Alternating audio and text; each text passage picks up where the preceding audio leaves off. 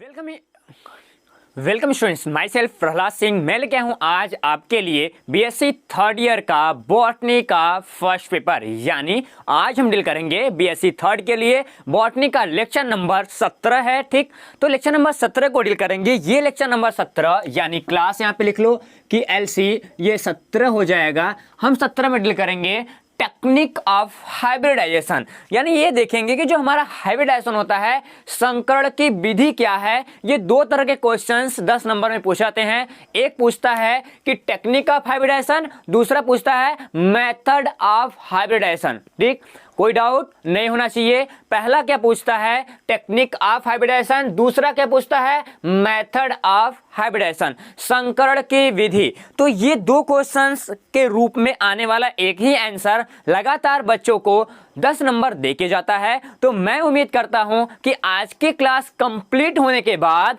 आप इसमें 10/10 का पूरा परफॉर्मेंस दे पाएंगे। तो चलिए क्लास को स्टार्ट करते हैं बिना देर के हुए। हो सकता है क्लास लंबा जाए क्योंकि मैं यहाँ पे पॉइंट टू पॉइंट्स, पहले से पॉइंट्स कुछ लिख लिए हैं। इस पॉइंट्स टू पॉइंट्स को बहुत आराम से देखेंगे, डील करेंगे कि इसमें छोटे छोटे टॉपिक क्या हैं, इसके नोट्स क्या हैं, हमको कैसे समझना चाहिए। तो चलिए स्टार्ट करते हैं आज का क्लास। उससे पहले बता दें, यदि आप चैनल पे पहली बार विजिट कर रहे हैं, किसी के माध्यम से वीडियो मिला है, तो चैनल को सब्सक्राइब करके बेल आइकन को प्रेस कर दीजिए ताकि ऐसे क्लास की नोटिफिकेशन मैं लगातार आपको देता रहूं, जिससे आपकी स्टडी कंप्लीट होते रहे। मैं ये वीडियो नंबर 17 लाया हूं। इसके पहले के कुछ वीडियो पड़े हुए हैं, कुछ हो सकता है डिलीट हो गए हो, बट मैं पूरा रिकवर करूंगा। इस साल जूलॉजी खत्म हो गया था, अगले साल, इस साल केवल हमको बॉटनी ही कंप्लीट करना है बीएससी थर्ड ईयर के लिए। जूलॉजी कुछ बचे हैं, उनको हम ले लेंगे। तो चलिए स्टूडेंट बात करते हैं सबसे पहले यहाँ परिचय की, यानी इंट्रोडक्शन की। इंट्रोडक्शन का मतलब ये होगा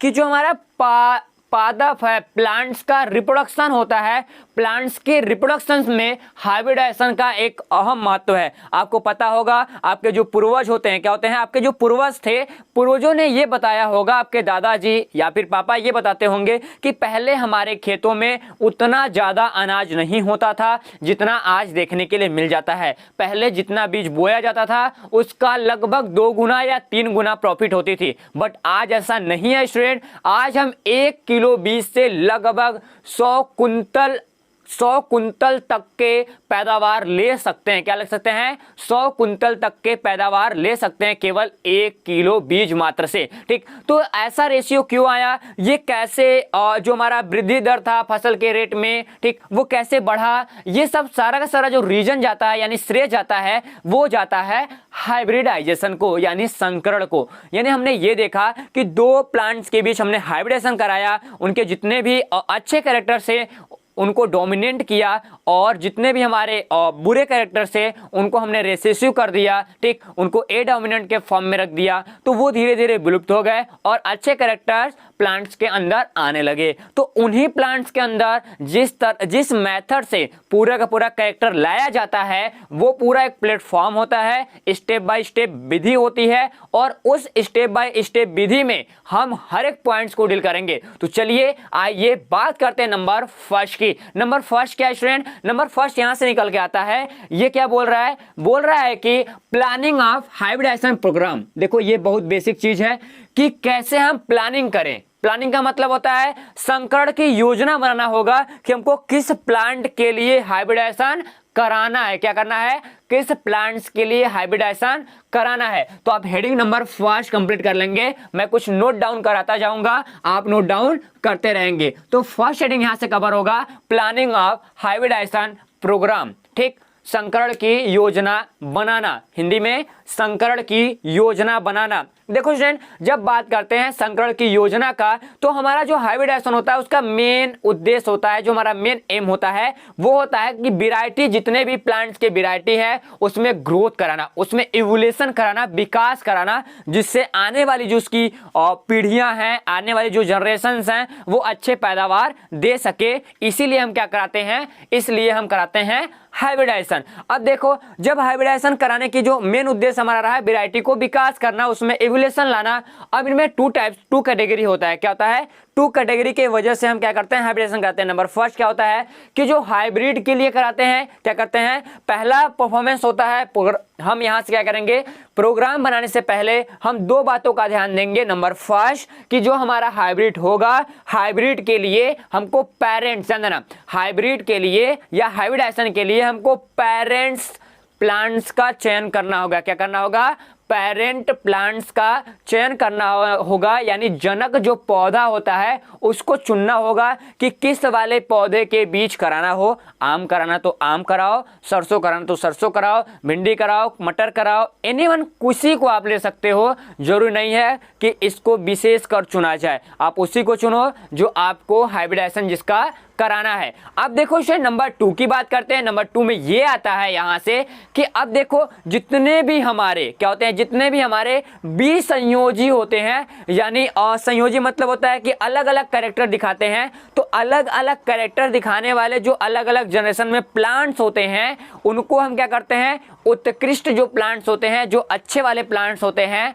ठीक, जिनके ज्यादातर गुण पॉजिटिव होते हैं, उनका भी हम क्या करते हैं, चयन कर लेते हैं। तो दो पौधों का चयन कर लेंगे, एक ऐसा पौधा जिनके बीच कराना है और एक ऐसा पौधा जिनका कैरेक्टर दूसरे में देना है। इसको हम यदि फिगर पॉइंट से समझे तो ये समझेंगे स्टूडेंट, एग्जांपल में हमको ये देखना होगा कि कोई भी प्लांट्स है, क्या है, कोई ऐसा कोई प्लांट्स है, सपोज ऐसा कोई प्लांट्स हमारे पास मिल रहा है, ये प्लांट्स है ए, क्या है, ये प्लांट्स ए है। दूसरा हमारे पास एक प्लांट्स है, क्या है, दूसरा मेरे पास एक प्लांट्स है, ये प्लांट्स मेरे पास हो गया क्या, बी हो गया। अब देखो ये पहला कैरेक्टर क्या बोला कि हमको संकरण के लिए यानी हाइब्रिडाइजेशन के लिए पहले तो जनक प्लांट्स का चुनना होगा। यानी यहां से सपोज ये क्या है, मेरा हाइब्रिड क्या हो जाएगा, यहां से मेरे पास हाइब्रिड हो जाएगा। तो ये मेरे पास हो गया हाइब्रिड प्लांट हो गया या हाइब्रिड पेरेंट हो गया, क्या हो गया, हाइब्रिड पेरेंट के रूप में हो गया। चलो ये हाइब्रिड पेरेंट हो गया।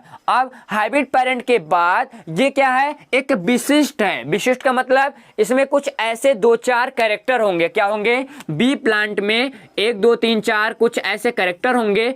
इन कैरेक्टर को इन प्लांट के अंदर डालना है, क्या करना है, इन प्लांट के अंदर डालना है। और जिस विधि से ये जाएगा प्लांट के अंदर, उसी विधि को हम क्या कहते हैं, यहां से हाइब्रिडाइजेशन के नाम से जानते हैं। क्या कहते हैं स्टूडेंट, हाइब्रिडाइजेशन के नाम से इसको जानते हैं। तो इनका क्या होगा, क्रॉस होगा, यानी ए और बी क्रॉस करेंगे तो ए बी का फॉर्मेशन करेंगे, ये हो जाएगा हमारा F1 जनरेशन। हम इसी को क्या कहेंगे, ये हाइब्रिडाइजेशन में हमारा क्या हो जाएगा, हाइब्रिड प्लांट्स हो जाएगा। क्या होगा, ये हाइब्रिड पेरेंट्स हो गया और ये हमारे लिए क्या हो जाएगा, हाइब्रिड प्लांट के जैसा बिहेव करेगा। अब देखो स्टूडेंट, अब ये देखते हैं कि जो हमारे समानता हाइब्रिडाइजेशन होते हैं, क्या होते हैं, समानता हाइब्रिडाइजेशन होते हैं, उनको तो क्रॉस कराना बड़ा सिंपल होता है। यानी दो पौधों को साथ साथ बो दो, उनमें क्या होगा, उनमें पॉलिनेशन होगा। दो पौधों को हमने साथ साथ बोया एक ही खेत में, दोनों का पॉलिनेशन हुआ। जब दोनों का पॉलिनेशन हो गया तो वो क्या करेंगे, आसान तरीका हुआ, अपने आप कर लिया, आपको कुछ करना नहीं पड़ा। बट उनके अंदर जितने भी हमारे प्लांट्स को अलग करना है, यानी हाइब्रिड जो होते हैं, उन प्लांट से हाइब्रिड को अलग करना, ये सबसे बड़ी दुविधा होती है कि हमारे हाइब्रिड तो मिल गए, अब कौन सा हाइब्रिड है, कौन सा पेरेंट्स है और कौन सा यहाँ पे डोमिनेंट है, सबको अलग अलग करना थोड़ा सा मुश्किल होता है और काफी खर्चीला भी होता है। और हम ठीक तरीके से एनीवन किसी का भी सिलेक्शन ठीक तरीके से नहीं कर सकते। तो हमको यहाँ पे पहले पॉइंट्स में प्रोग्राम बनाना होगा कि कब क्या चीज कैसे कैसे लेना है, किसको कैसे चुनना है, उनको और डायरेक्शन वाइज हम कंप्लीट कर लेंगे। और वहीं दूसरे पार्ट में चलते हैं। दूसरे पार्ट में कहता है कि सिलेक्शन ऑफ पेरेंट्स।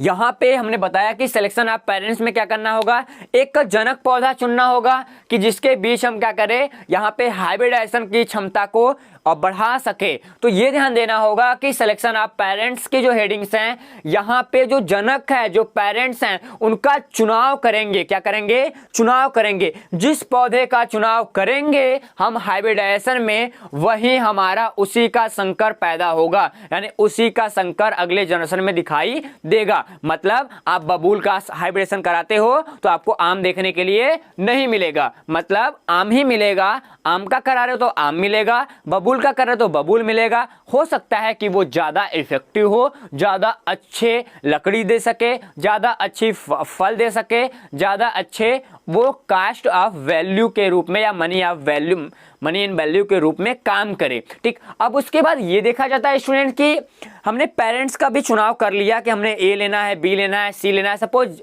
किसी को लेना है। अब ये लेने के बाद ये सुनिश्चित करना होगा कि हमारे पास जिन लक्षणों में सुधार लाना है उनका एक पौधा सुनिश्चित करना होगा। मतलब यदि मेरा पौधा ए है वो काफी लंबा होता है, क्या होता है, ये काफी लंबा होता है, तो हमको क्या करना होगा, इसको छोटा करना है। क्या करना है इसको, यदि हमको इसको छोटा करना है तो हमको इसके विपरीत, क्या, इसके विपरीत कोई पौधा लेना होगा जो इनमें सारा कैरेक्टर दिखाता हो, जो कैसा हो, जो छोटा होता हो। क्या हो, इसको छोटा करना है। और ये पहले से क्या है, ये पहले से हमारा छोटा यानी स्मॉलेस्ट है। ठीक ठीक, अब देखो ऐसे कंडीशंस में ये देखा जाता है कि जितने भी हमारे क्या होते हैं, जितने भी हमारे पेरेंट्स प्लांट्स होते हैं वो जिन क्षेत्रों के लिए नई किस्म विकसित की जाती है। सपोज हमको हरियाणा में गेहूं बोना है तो हम हरियाणा की गेहूं यहाँ पे लेके बोएंगे, हो सकता है उनमें कोई भी फसल अच्छी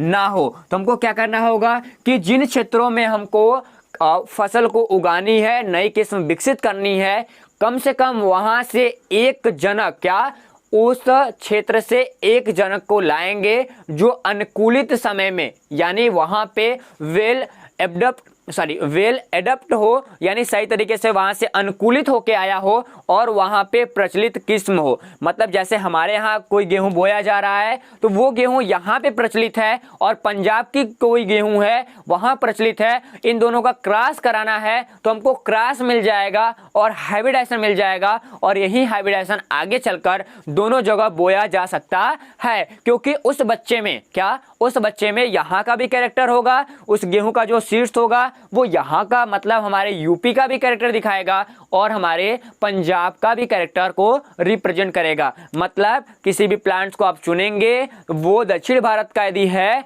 यदि आप उत्तर भारत में ला रहे हो तो उनके बीच जितने भी कैरेक्टर हैं उनको सही तरीके से आप रिप्रेजेंट करना चाहिए। आपको वहां पे वो सही तरीके से अपने आप को अनुकूलित रख सकते हो। कभी कभी आप देखो दूसरे जगह का, दूसरे स्टेट का कोई भी प्लांट लाते हो, हमारे जगह हमारे यहाँ आता है 2-4 दिन के बाद सूख जाता है। उसके पीछे रीजन है कि अपने आप, मतलब अपने आप को यहाँ के एटमॉस्फेयर में सही तरीके से ढाल नहीं पाता, मतलब उसको फेवरेबल कंडीशन सही तरीके से हमारे पर्यावरण में नहीं मिल पाता। ठीक, अब देखो यहाँ करने के बाद हम चलते हैं टॉपिक नंबर 2 के पास। क्या करेंगे स्टूडेंट, यहाँ से टॉपिक नंबर 2 हमारा जब कंप्लीट होता है, अब देखो इनके बाद हम ये लक्षण और देखेंगे इसे टॉपिक नंबर 2 में कि हमारे जितने भी, क्या, हमारे जितने भी प्लांट्स होते हैं जो हमारे हाइब्रिडाइजेशन में काम लेते हैं, क्या होते हैं, हाइब्रिडाइजेशन में काम लेते हैं, उनमें एक दूसरे के साथ, क्या, एक दूसरे के साथ ऐसा कि मिक्सचर कंडीशंस होने चाहिए। क्या होना चाहिए, एक ऐसा मिक्सचर कंडीशन होना चाहिए जो दूसरे जनक एक दूसरे के कुछ लगभग 10 से 50%, ध्यान देना, एक दूसरे के जो ए और बी होंगे वो एक दूसरे के 50% क्राइटेरिया को कंप्लीट करते हो। मतलब जो ए होगा, क्या होगा, जो ए होगा, जो बी होगा, इन दोनों का जो लक्षण है वो कम से कम 50% एक हो और इसका 50% अलग हो और इसका 50% अलग हो। इनका यदि हम हाइब्रिडाइजेशन कराते हैं तो हो सकता है कि काफ़ी अच्छे तरीके से, या फिर यहाँ से कोई सी ले लेंगे, सी में इसका 10% है तो हो सकता है इसके कैरेक्टर इधर पे जाए, ये डोमिनेंटली रिप्रेजेंट करने की कोशिश यहाँ पे करेगा और जिसमें सुधार होगा, ठीक, उसी प्लांट्स को या जिस प्लांट के अंदर सुधार करना होगा हम उसी प्लांट्स को ही चुनेंगे यहाँ पे। ठीक, अब देखो तो अगले नंबर पे यहाँ पे हमारा पॉइंट नंबर 3 कहता है, क्या कहता है स्टूडेंट, यहाँ पे क्या कहता है, पॉइंट नंबर 3 हमारे पास आ जाता है। पॉइंट नंबर 3 कहता है यहाँ पे एवेल्युएशन, क्या कहता है, एवेल्युएशन ऑफ प्लांट्स, यानी मूल्यांकन करना होगा हमारे प्लांट्स का। देखो मूल्यांकन की बात करेंगे, किसी भी हाइब्रिडाइजेशन में किसी भी प्लांट्स का मूल्यांकन करना जरूरी है कि वो प्लांट्स की क्राइटेरिया क्या है, क्या वो प्लांट्स की क्राइटेरिया क्या है। तो ये वैल्यूएशन आप प्लांट्स आप हेडिंग नंबर 3 यहां से कंप्लीट करेंगे। क्या करेंगे? हेडिंग नंबर आप 3 कंप्लीट करेंगे और इसमें लिखना होगा। तो स्टूडेंट आप लिख सकते हो कि जितने भी हमारे संबंधित एरिया हैं या रीजन है, क्या है, जितने भी हमारे एरिया होते हैं, एरिया में एक या एक से अधिक जितने भी हमारे पेरेंट्स होते हैं, क्या होते हैं, पेरेंट्स होते हैं, वो यदि वहां पे पाए जा रहे हैं, क्या हो रहे हैं, वहां पे पेरेंट्स पाए जा रहे हैं, तो उन्हीं में से किसी एक को, क्या उन्हीं में से किसी एक को चुनना होगा और वो चुन रहे हैं और वो रीजन में पिछले 2 साल से अधिक समय, क्या पिछले 2 साल से अधिक समय में वहां पे उगाया जा रहा हो, उसी के बीच हम हाइब्रिडाइजेशन कराएंगे। नंबर फर्स्ट, यदि हम किसी भी क्षेत्र से हाइब्रिडाइजेशन के लिए कोई भी पौधा चुनते हैं, वो पौधा कम से कम 2 साल लगातार वहां पे उगाया जाना चाहिए। वो यदि वहां पे उगाया गया है तो वहां उसको लाते हैं हम हाइब्रिडाइजेशन कराने के लिए, तो उसके रिजल्ट अच्छे होते हैं और ये देखा जाता है कि उसमें हम देखते हैं कि रोग ना लगा हो, कोई डिजीज ना हो, क्या हो, कोई डिजीज ना हो प्लांट्स के ड्यूरेशन के समय, उसके लाइफ ड्यूरेशन के समय, और उसमें जितने भी हमारे पास क्या होते हैं, यहाँ पे मैकेनिकल मिक्सचर्स होते हैं, भौतिक मिश्रण होते हैं, उनको हम अलग कर लेंगे। और उसके साथ साथ जितने भी माइक्रो क्या होते हैं, यहाँ पे माइक्रो किट्स के रूप में, यानी यहाँ पे डिजीज के साथ साथ जो माइक्रो ऑर्गेनिज्म होते हैं वो भी वहाँ पे ना हो। और ये देखा जाता है कि उसमें एक्स्ट्रा कोई भी प्लांट्स का सीड नहीं होना चाहिए। क्या होना चाहिए? प्लांट्स का अलग से सीड नहीं होना चाहिए और वो डिजीज और इंसेक्ट जो होते हैं उसका प्रतिरोधक होना चाहिए।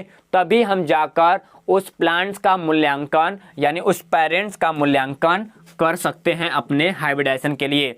बहुत बेसिक चीज़ है। हमने क्लिक कैसे लिया? क्लिक ये लिया कि इवैल्यूएशन में, क्या इवैल्यूएशन ऑफ प्लांट्स में हमको ये देखना होगा कि किसी भी प्लांट्स को हमको चुनना है, मूल्यांकन करना है, तो उससे संबंधित जिस क्षेत्र से हमको लेना है उस क्षेत्र में लगभग पिछले 2 सालों से वो उगाया जाना चाहिए। ठीक, उसमें कोई भी रोग नहीं होना चाहिए, कोई भी कीट नहीं होना चाहिए, वो कीट रोधी, रोग रोधी होना चाहिए, डिजीज फ्री होना चाहिए, इंसेक्ट फ्री होना चाहिए, उसमें मैकेनिकल मिक्सचर नहीं होना चाहिए और वो क्या करे, उसमें माइक्रो ऑर्गेनिज्म नहीं पाना चाहिए। ठीक, अब ऐसे कंडीशन में हम प्लांट्स का मूल्यांकन कर सकते हैं। अब देखो यहाँ पे तीसरे पॉइंट्स की बात करते हैं, खत्म हो गया मेरा पास। ठीक, अब देखो चौथे पॉइंट्स की बात करते हैं। तो चौथा पॉइंट्स मेरे पास आता है, ठीक, एमेस्कुलेशन। क्या? एमेस्कुलेशन की बात करेंगे। जो एमेस्कुलेशन है इसको कहते हैं विपुंसन, सॉरी हाँ, हिंदी में इसको विपुंसन कहते हैं। क्या कहते हैं हिंदी में? विपुंसन। देखो एमेस्कुलेशन, एमेस्कुलेशन मतलब विपुंसन मतलब निर्बलता करना, इसको हिंदी में निर्बलता कहते हैं। अब देखो निर्बलता मतलब क्या होता है कि जितना भी हमारा कोई भी प्लांट्स यानी कोई भी पेरेंट्स हमको चुनना है, ध्यान समझना आप, अब समझने वाली बारी आती है कि कोई भी हमको पेरेंट चुनना है। हमने पेरेंट ए चुन लिया। क्या किया? हमने पेरेंट ए चुन लिया, हमारे पास पेरेंट ए है। ठीक, ये कोई पौधा है, क्या है, ये कोई हमारे पास प्लांट्स है। सपोज ध्यान समझना, ये मिट्टी के अंदर वाला पार्ट्स है, हमने बना लिया, ये छोटा सा एक प्लांट्स हमने बना रहे हैं। ठीक, ये मेरे पास एक छोटा सा पौधा हमने ऐसे डिजाइन कर लिया। ध्यान समझना, मैं बस समझाने के लिए बता रहा हूँ। और ये इसकी दूसरी ब्रांचेज होगी जो आगे की तरफ होगी। ठीक, इससे हमसे मतलब है नहीं। हमने ये बताया स्टूडेंट कि यहाँ पे क्या है कि यहाँ पे इसका कोई भी फ्लावर कंडीशन होगा। क्या होगा? कोई भी फ्लावर कंडीशंस हैं। यहाँ पे ये फ्लावर लगाया होगा। क्या? यहाँ पे ये फ्लावर लगाया होगा। अब ये देखा जाता है कि जो फ्लावर स्टेज है या फ्लावरिंग स्टेज है, ठीक, यहाँ पे एमेस्कुलेशन यानी विपुंसन में हम ये डील करते हैं कि हमारे पास जितने भी पराग कण होते हैं, क्या होते हैं, जितने भी हमारे पराग कण होते हैं, पराग कण के परिपक्वन के समय, ध्यान देना, पराग कण के परिपक्वन से पहले जो हमारे पराग कोष होते हैं, पराग कोष यानी जो हमारे पुंकेसर होते हैं, यानी पुंकेसर मतलब मेल रिप्रोडक्टिव ऑर्गन होते हैं और फीमेल रिप्रोडक्टिव ऑर्गन होंगे। देखो ध्यान देना, ये हमारे पास फ्लावर होगा, इसमें मेल वाले भी पार्ट्स होंगे। क्या होंगे? इसमें मेल वाले भी पार्ट्स होंगे और इसमें फीमेल वाला भी पार्ट्स होगा, मतलब मेल भी होगा और फीमेल भी होगा। इन दोनों के क्या होंगे? दोनों के रिप्रोडक्शन पार्ट्स होंगे। क्या? इसका भी रिप्रोडक्शन और ऑर्गन होगा, और इसका भी क्या करेगा, इसका भी रिप्रोडक्शन ऑर्गन होगा। ठीक, अब दोनों का रिप्रोडक्शन ऑर्गन है।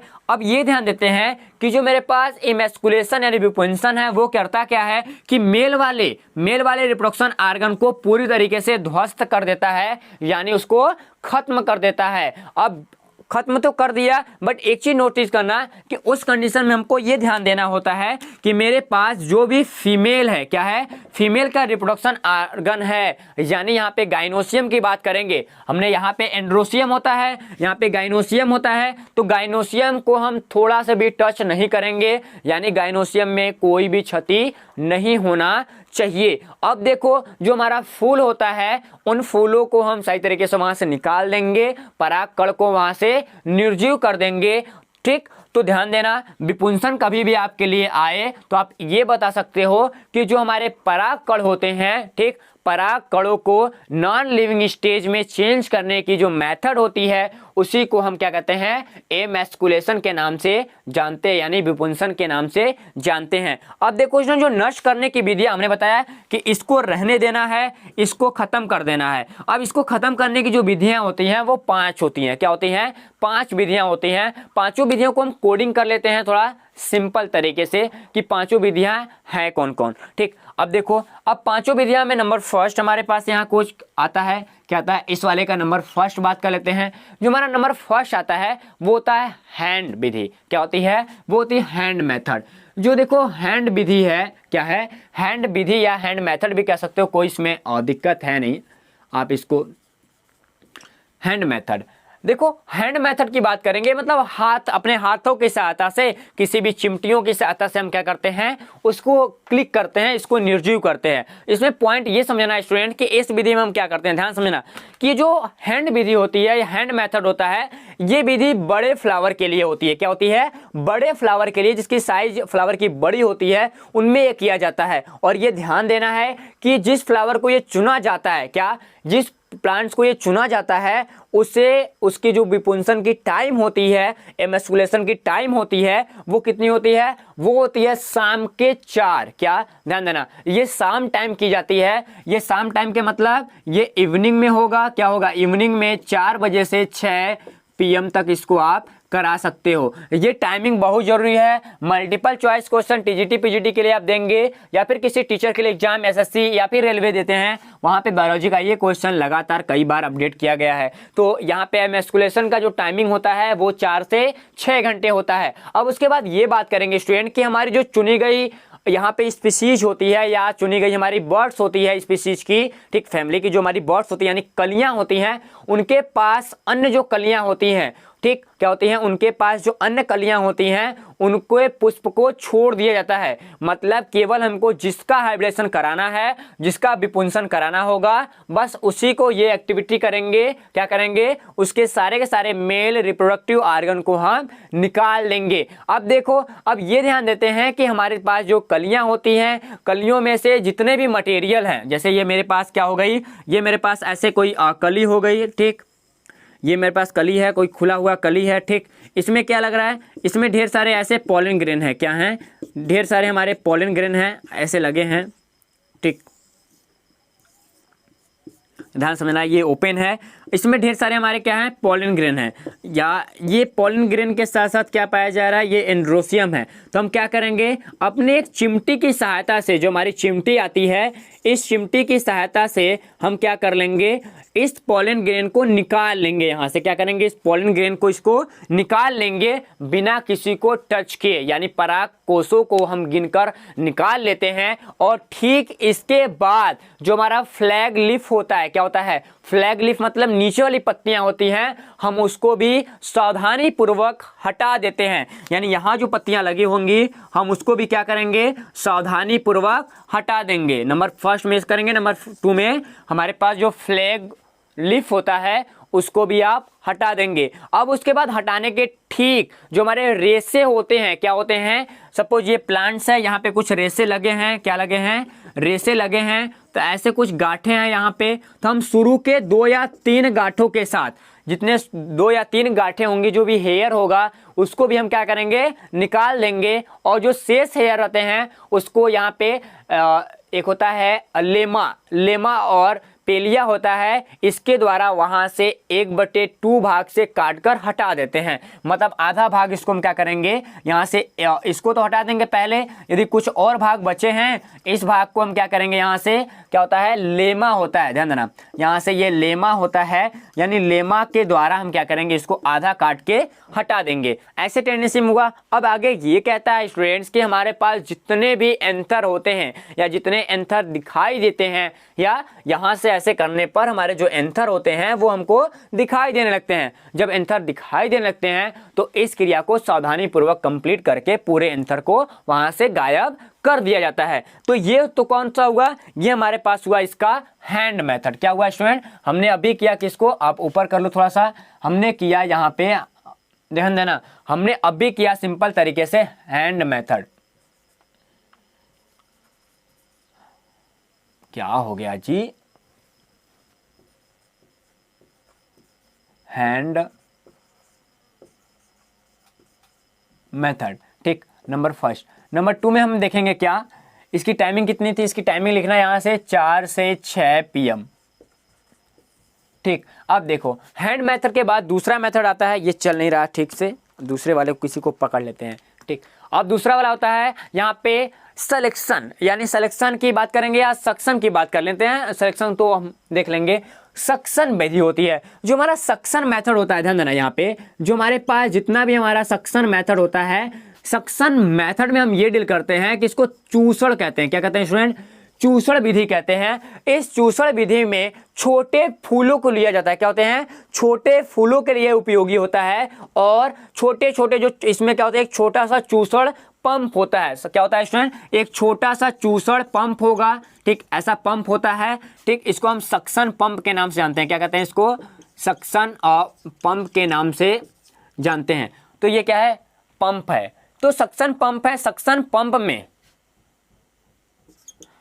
पंप में क्या होता है स्टूडेंट, आगे की ओर क्या होती है, सक्शन पंप में आगे की ओर रबड़ की नली लगी होती है। जैसा ऐसे क्या होगा, आगे की ओर पतली सी यहाँ पे छोटी सी रबड़ की नली लगी होती है, और इस छोटी सी रबड़ के नली के साथ एक कांच की नली जुड़ी होती है। मतलब एक रबड़ की नली होगी, एक छोटा सा कांच की नली होगी, कांच की नली भी इससे जुड़ी होगी। अब जो कांच की नली है, क्या है, कांच की नली को हम खुले सिरे पर फूलों के ऊपर के चारों तरफ घुमाते हैं। मतलब यदि इसको लाएंगे, यहाँ पे ये फ्लावरिंग प्लांट्स हैं, तो इसको हम लाएंगे तो इसको घुमाएंगे इस फ्लावर के चारों तरफ। जब फ्लावर के चारों तरफ घुमाते हैं तो वहां से क्या होता है कि जिससे जो फूल होता है, जो फ्लावर होते हैं, फ्लावर के जितने भी परागकोश होते हैं, क्या होते हैं, यहाँ पे परागकोश होते हैं, उनके रस को या फिर उनको वो चूस लेता है। वहां से सारे के सारे जो एंथर होते हैं वो चूस लिए जाते हैं, वहां पे सक्शन के एक्टिविटी कंप्लीट होती है। और ये विधि लगभग 15 दिन तक चलता रहता है। क्या होती है, ये मेथड हमारे 15 दिन के लिए उपयोगी होती है। आप इतना इसको ध्यान दीजिएगा। अब बात करेंगे वहीं अगले पॉइंट्स की। नंबर 3 इसी में आ जाएगा। हमने नंबर 2 देखा, अब बात करते हैं नंबर 3 की। नंबर 3 हमारे पास क्या आएगा स्टूडेंट, हमने देखा सक्शन मेथड, हैंड मेथड। अब नंबर 3 में हमारे पास आ जाता है यहाँ पे हॉट वाटर या हीट वाटर के नाम जानते हैं। इसको हॉट वाटर कहते हैं। क्या कहते हैं स्टूडेंट, हॉट वाटर मेथड। देखो ये जो हॉट वाटर मेथड है, इसको गर्म जल विधि के नाम से भी जानते हैं। और इस विधि का उपयोग हम ज्वार, धान, ध्यान देना, ये पूछा था कई बार एग्जाम में पूछा है। इस विधि का उपयोग हम ज्वार, धान के हाइब्रिडाइजेशन के समय कराते हैं।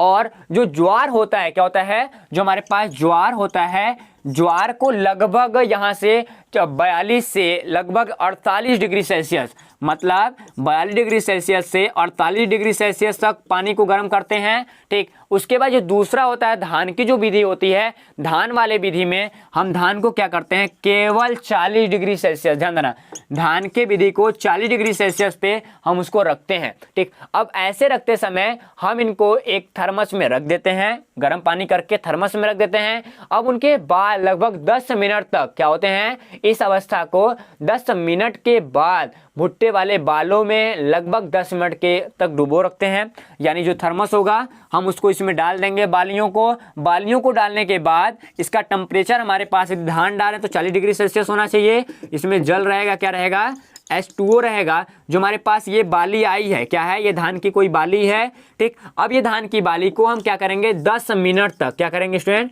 10 मिनट तक हम उसी में डुबोए रहेंगे। जब 10 मिनट तक हम उसी में डुबोए रहेंगे तो उसके बाद क्या करते हैं, उसको हम क्या करते हैं, साफ कर देते हैं। क्या करते हैं, साफ कर लेते हैं। और साफ करने के बाद देखा जाता है कि जो हमारे पॉलन ग्रेन होते हैं यानी परागकण होते हैं वो नॉन लिविंग कंडीशन में होते हैं, यानी निर्जीव हो जाते हैं। और जो हमारे यहाँ पे गाइनोसियम होता है, गाइनोसियम सही कंडीशंस में अपने बने रहता है, यानी गाइनोसियम का कोई भी पार्ट डैमेज नहीं होता है। उसके बाद हम अगले पॉइंट्स में बढ़ते हैं। तो इसी में हमारा एक पॉइंट्स आता है, ठीक। हम उस पॉइंट्स को कहते हैं एल्कोहल मेथड। क्या कहते हैं स्टूडेंट, वहां से आता है ठीक, क्या आता है, एल्कोहल मेथड।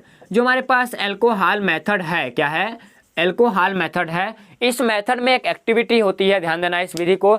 इस विधि में हम क्या करते हैं, क्लोवर, क्या होता है, क्लोवर जैसे छोटे जो प्लांट्स होते हैं हम उनका उपयोग करते हैं। और इनमें जो हमारे फूल होते हैं, जो फ्लावर होता है, उसमें लगभग 70, क्या यहाँ पे सॉरी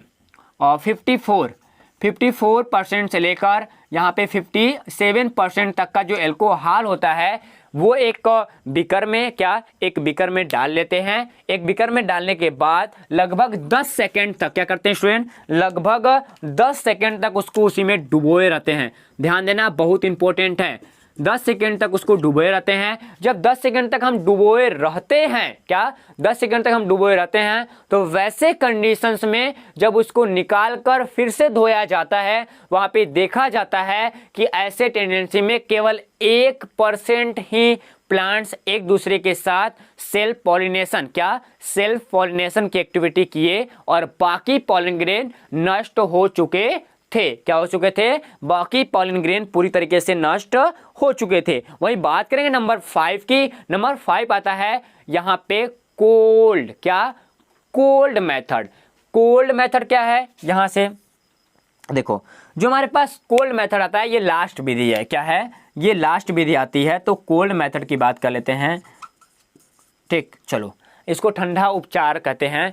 ऐसे विधि में जो हमारा पौधा होता है, क्या होता है, पौधा होता है वो 15 से 24 घंटे तक, यानी जो प्लांट्स होगा, क्या होगा, हमारे पास जितना भी पेरेंट्स है, क्या है, हमने पेरेंट्स को ले लो कि जो भी हमारा पेरेंट्स होगा उसको हम क्या करेंगे, 15 से लेकर 24 हावर्स तक, क्या, 24 हावर्स तक किसी भी ठंडे जल में रखेंगे। क्या करेंगे, ठंडे जल में रखेंगे। और उस जल का टेम्परेचर लगभग कितना होना चाहिए, 0 से लेकर 2 डिग्री सेल्सियस उस वाटर का टेम्परेचर होना चाहिए। ऐसे टेंडेंसी में रखने पर, ऐसे टेम्परेचर में रखने पर जितने भी हमारे पॉलन ग्रेन होते हैं, क्या होते हैं, पॉलन ग्रेन होते हैं, वो मर जाते हैं। क्या होते हैं, वो मर जाते हैं। तो ये रहा स्टूडेंट 5 मेथड, आप इसको क्लियर कर लीजिएगा, समझ लीजिएगा। बहुत इजीली तरीके से मैंने समझाने की कोशिश किया है, ठीक। तो इसको आप यहाँ से कंप्लीट करते हैं, ठीक। अगले नंबर पे चलेंगे, बैगिंग की बात करेंगे कि बैगिंग क्या है। देखो, ये जो बैगिंग की एक्टिविटी होती है, ठीक, हमारे पास जो यहाँ पे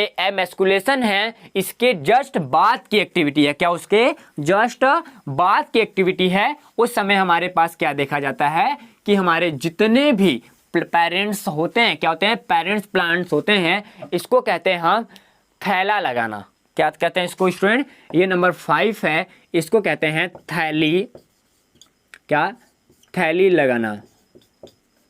देखो, ये जो थैली लगाना है, इस थैली लगाने में हम क्या करेंगे, पौधे को चुनेंगे। किस पौधे को चुनते हैं, जिनमें क्रॉस पॉलिनेशन, क्या, क्रॉस पॉलिनेशन रोकने की क्षमता काफी कम होती है, उन पौधों को चुना जाता है। क्या, उन पौधों को चुना जाता है जिनमें एमेस्कुलेशन की एक्टिविटी, क्या, एमेस्कुलेशन की एक्टिविटी तुरंत बाद, मतलब जैसे ही एमेस्कुलेशन की एक्टिविटी होती है, उन पौधों को हम अलग करते हैं और उन पौधों के नाप के बराबर, या उनके पौधे का जितना नाप होता है उस नाप के बराबर, जैसे ये मेरा कोई प्लांट्स हैं, मैंने फ्लावर बना लिया, सपोज ये मेरे पास कोई फ्लावर है, ठीक, कोई भी फ्लावर है, ऐसे टेंडेंसी में यहाँ से कोई ऐसा निकल रहा है, ठीक। अब इसके बाद कोई भी फ्लावर टेंडेंसी है, तो ये मतलब हमने क्या देखा कि इस फ्लावर के नाप के बराबर भाग क्या क्या करेंगे, एक पेपर लेंगे। क्या करेंगे, एक पेपर लेंगे। ये पेपर कैसा होगा, ये साधारण भी पेपर हो सकता है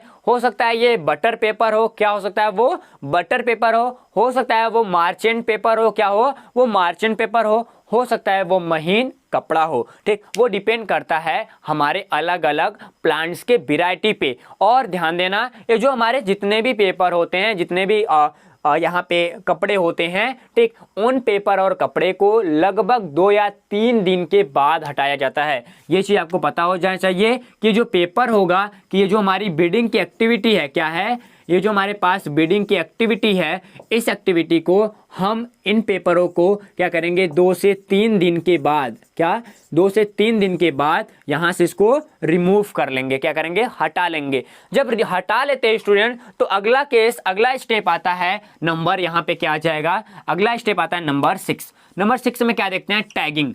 टैगिंग मतलब होता है टैग लगाना। आप फेसबुक पे काफ़ी टैग लगाए हो तो समझते हो टैग मतलब क्या होता है, तो टैग लगाना। चलो भैया, टैग लगाना क्या होता है उनको थोड़ा सा देखते हैं। देखो, टैग लगाने का मतलब होता है कि जितने भी हमारे एमस्कुलेशन के बाद, क्या एमस्कुलेशन के बाद जो कागज का टैग लगाते हैं, यानी कोई भी पौधा है, क्या सपोज ध्यान समझना, यदि कोई भी ऐसा प्लांट्स है, ये बड़ा सा फ्लावर दे रहा है, क्या कर रहा है, ये बड़ा सा ऐसे फ्लावर दे रहा है, इसका हमने क्या किया है, इसका हमने लगाया विपुंसन कराया है, क्या कराया हमने, इसका विपुंसन कराया है। और इस विपुंसन को यानी एमस्कुलेशन वाले प्लांट्स को हम इनके किसी भी प्लांट से ऐसे रस्सियों की सहायता से क्या करते हैं, वहां पे 3 × 2 सेंटीमीटर का एक कागज का टुकड़ा लाते हैं, क्या करते हैं, कागज का टुकड़ा लाते हैं, और वो टुकड़े की जो साइज होती है वो होती है 2 × 3 सेंटीमीटर। अब इनको क्या करते हैं, अंडाकार शेप में, जैसे मैंने काटा है इस शेप में इसको क्या करते हैं, काट लेते हैं। और ऐसे काटने के बाद इसको क्या करते हैं, इनके इसी प्लांट से हम इसको रस्सियों की सहायता से या छोटे धागों की सहायता से इसको लगा देते हैं। जैसे आपने कोई कपड़ा खरीदा होगा, कपड़े के टी शर्ट या फिर किसी में, वहाँ पे टैग, पीछे टैग लगता है, यानी उसकी MRP लगती है, उसकी ब्रांडिंग लगती है। तो ठीक वैसे हम क्या करते हैं, प्लांट में भी हमको उसकी टैगिंग करेंगे, ब्रांडिंग करेंगे। अब ब्रांडिंग में करना क्या है स्टूडेंट, 3 पॉइंट्स यहाँ पे ध्यान देना है। यानी इस पे हम क्या करेंगे, ढेर सारे SMS लिखेंगे, यानी मैसेज को लिखेंगे। ये मैसेज कैसे होंगे, नंबर फर्स्ट में क्या करेंगे, जो हमारे पास इमल्सन है, क्या है, एमस्कुलेशन है, एमस्कुलेशन की जितने भी तारीख रही है, जिस दिन को, क्या जिस दिन को या जिस डे को या जिस डेट को, क्या होगा, जिस डेट को हमारा एमस्कुलेशन हुआ है, हम उसको इस पे क्या करेंगे, इस पे 3 खाना बना लेंगे, ऐसे ये रहेगा, ठीक, ऐसे रहेगा। इस पे नंबर 1, नंबर 2, नंबर 3 करके ऐसे बना लेंगे। पहले हम क्या करेंगे, डेट डालेंगे, किसका, यहाँ पे हम लिखेंगे क्या, EM करके इसको डेट डाल लेना। EM मान लो मेरा आज का डेट हमने कितना डाल लिया, सपोज 8 डालिया हमने, 15 क्या डालिया, 14 डालो, आज 14 तारीख है, 14/5/2020, ठीक, 14/5/2020 है, हमने इसको डाल लिया कि आज हमने क्या कराया है, यहाँ पे एमस्कुलेशन की एक्टिव कराया। दूसरा क्या डालना है, दूसरा ये डालना है कि हमने यहाँ पे पॉलिनेशन, जो अगला स्टेप होगा, इसको बाद में करेंगे टैगिंग, कि इसके बाद वाला जो स्टेप होगा कि हमको पॉलिनेशन कम कराना है, तो यहाँ पे क्या करेंगे, यहाँ पे क्या करेंगे, PO लिख के इसको कर देंगे ऐसे। मान लो हमको 2 दिन बाद पॉलिनेशन कराना है, मतलब हमको 16/5 को यहाँ पे क्या कराना है, पॉलिनेशन कराना है। और तीसरे पॉइंट में ये देखेंगे कि जितने भी हमारे पेरेंट्स हैं, क्या हैं, ध्यान देना, जितने भी हमारे पेरेंट्स यहाँ पे होते हैं, क्या होते हैं, जितने भी हमारे पेरेंट यहाँ पे होते हैं, इन पेरेंट्स का, चाहे वो मेल हो चाहे वो फीमेल हो, हम इनको क्रॉस करके ऐसे लिख देते हैं। यानी पेरेंट्स का नाम भी लिखेंगे कि हमारा मेल वाला पेरेंट्स कौन सा है और फीमेल वाला पेरेंट्स क्या है, और उनका सिंबल बना देंगे कि ए मेरे पास कैसा ऐसे है, ठीक, और फीमेल मेरे पास ऐसे है। तो ऐसे कंडीशन होगा तो ऐसे होगा, जिसमें मोटाइल की क्षमता होगी वो ऐसे दिखाया जाएगा, ध्यान देना। तो यहाँ पे फीमेल जो होता है वो कैसी होती है, मेल वाला पार्ट्स ऐसे होता है, फीमेल वाली पार्ट्स ऐसे होती है। ऐसे सिंबल बना के हम दोनों को डैश डैश करके दोनों का नाम लिख देंगे। तो इसको कहते हैं टैगिंग, क्या कहते हैं, इसको टैगिंग कहते हैं। अब देखो, अब बात आती है नंबर अगले की। नंबर अगले में हमारे पास आ जाता है क्या, पॉलिनेशन। ये सबसे ज़्यादा स्पेशल मेथड है। क्या स्टूडेंट? ये सबसे ज़्यादा स्पेशल मेथड है और यही एक ऐसा मेथड है जिसकी जितने भी हमारे मेल और पेरेंट्स होते हैं, क्या होते हैं? मेल पेरेंट्स होते हैं। मेल पेरेंट्स के परिपक्व जब मैच्योर हो जाते हैं, वहाँ से फर्टिलेट हो जाते हैं। क्या होते हैं? फर्टिलेट हो जाते हैं। तो यहाँ से फर्टिलेट और मैच्योर जो हमारे जितने भी यहाँ पे पॉलन ग्रेन होते हैं, क्या होते हैं? पॉलन ग्रेन होते हैं, उनको वहाँ से लिया जाता है। क्या लिया जाता है? उनको वहाँ से रिसीव किया जाता है और रिसीव करने के बाद जितने भी हमारे स्टिग्मा होते हैं, यानी ये क्या होगा? ये सपोज ये फ्लावर है, फ्लावर के ऊपर क्या होगा? स्टिग्मा होगा। स्टिग्मा का मतलब फीमेल रिप्रोडक्टिव ऑर्गन क्या होगा? स्टिग्मा होगा। स्टिग्मा का मतलब क्या होगा? यहाँ से फीमेल रिप्रोडक्टिव ऑर्गन होगा। इस फीमेल रिप्रोडक्टिव ऑर्गन पे हम क्या करेंगे? इस मेल वाले को यहाँ पे लाके छोड़ेंगे, मतलब इसको यहाँ पे डालेंगे। अब इसको यहाँ पे जब डालते हैं, क्या करते हैं? डालते हैं, तो इन डालने का जो टाइमिंग होना चाहिए, ऐसा नहीं कि हम 24 घंटे डालते रहें। इनका जो टाइमिंग होता है वो होता है मॉर्निंग टाइम, सुबह का टाइम होता है। यानी 7 बजे से लेकर 7:30 बजे से लेकर आप 10 बजे तक, मतलब 10 AM तक आप यहाँ पे क्या करा सकते हो? पॉलिनेशन करा सकते हो। अब देखो, पॉलिनेशन के बाद हम क्या करते हैं? जितने भी हमारे परागकण होते हैं, ठीक, उन पे हम उनको एकत्रित कर लेते हैं, यानी स्टोर कर लेते हैं, यानी कलेक्शन कर लेते हैं। कलेक्शन करने के बाद उन्हीं पॉलन ग्रेन को हम क्या करते हैं? स्टिग्मा के अंदर या फिर जितने भी हमारे फ्लावर के इनफ्लोरेसेंस हैं, क्या हैं? इनफ्लोरेसेंस हैं, यानी पुष्पक्रम होते हैं, उन पुष्पक्रम के ऊपर डालते रहते हैं और उनका पॉलिनेशन होता रहता है। ठीक, तो अब देखो, पॉलिनेशन के बाद अगली वाली जो स्टेज आती है वो होती है कलेक्शन ऑफ सीड। क्या होती है स्टूडेंट? अगला पॉइंट यहाँ से आता है कलेक्शन ऑफ सीड। ठीक, अब देखो, जो कलेक्शन ऑफ सीड क्या कहता है? कलेक्शन ऑफ सीड कहता है कि जितने भी हमारे हाइब्रिड बनेंगे, क्या ये दोनों जो मिल गए ना, इनको हमने मिला दिया, ये हमारे पास ये वाला था, ये वाला था, यानी ये क्या करेंगे?